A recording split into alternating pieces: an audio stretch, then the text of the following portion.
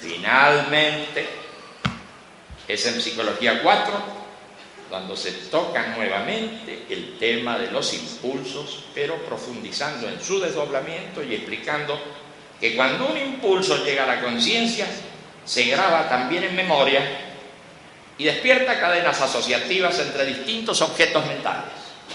Esto ocurre no simplemente por similitud o contigüidad mnémica, sino por pertenencia de los objetos mentales a una misma región espacial o a una misma región temporal en la que aquellos estuvieron presentes.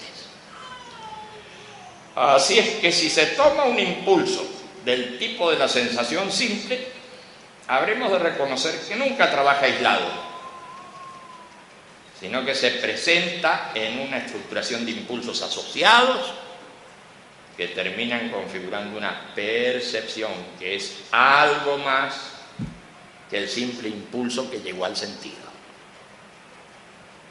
Y en cuanto al orden temporal en que se presentan los impulsos, observamos que pueden trabajar hacia atrás, hacia el pasado, y hacia adelante, hacia el futuro, teniendo por referencia la solidez del registro presente, siempre actualizado por los correspondientes impulsos que provienen de la senestesia y de los otros sentidos internos.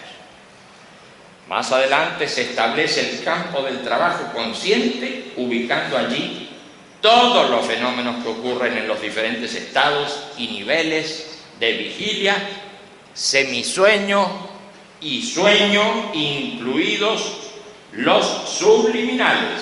Desde luego que la noción del yo pertenece también al ámbito de la conciencia, aunque se cuestione su realidad. Y entrando en la discusión, se dijo que el registro de la propia identidad está dado por los datos de los sentidos y de memoria, más una peculiar configuración que otorga a la conciencia la ilusión de permanencia. La ilusión de permanencia, no obstante los continuos cambios que en ella se verifican. Esa configuración ilusoria de identidad y permanencia es el yo.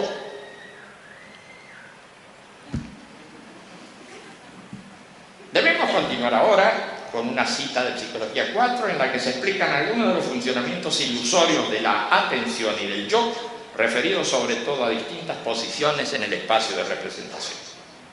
Dice: en vigilia activa, el yo se ubica en las zonas más externas del espacio de representación, perdido en los límites del tacto externo. Pero si hago apercepción de algo que veo, el registro del yo sufre un corrimiento. En ese momento puedo decirme a mí mismo: veo desde mí al objeto externo y me registro adentro de mi cuerpo. Aunque estoy conectado con el mundo externo por medio de los sentidos, existe una división de espacios y es en el espacio interno donde me emplazo yo. Si posteriormente apercibo mi respiración,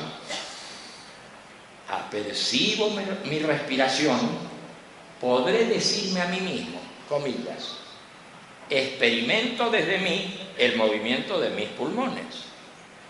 Estoy adentro de mi cuerpo, pero no adentro de mis pulmones.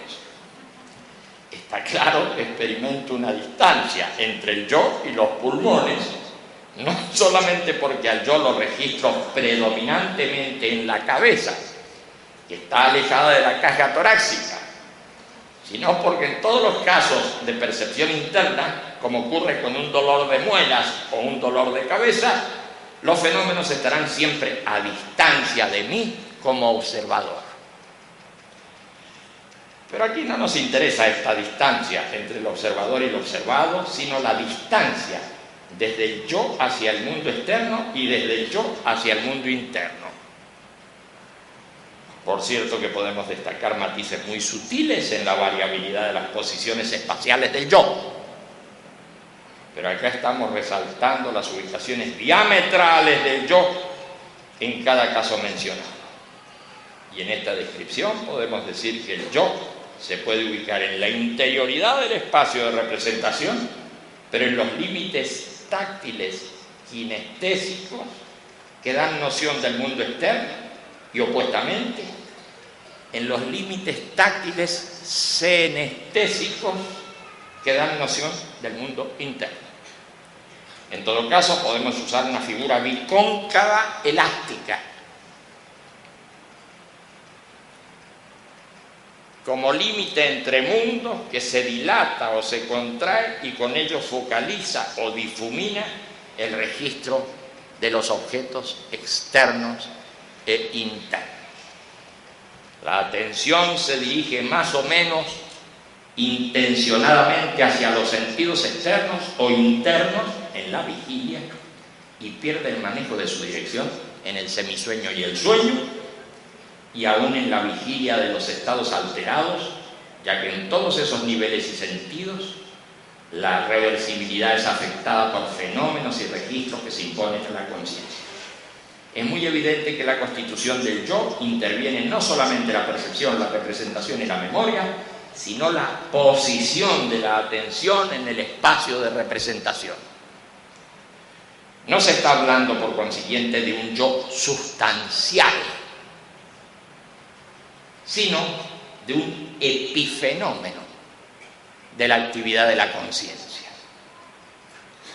Este yo, atención, parece cumplir con la función de coordinar las actividades de la conciencia con el propio cuerpo y con el mundo en general. Los registros del transcurrir y de la posición de los fenómenos mentales se imbrican en esta coordinación de la que se terminan independizando.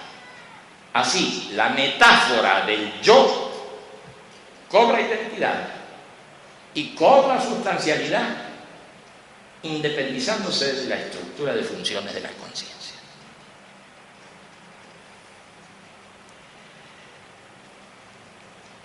El yo es una metáfora, dirían los posmodernos.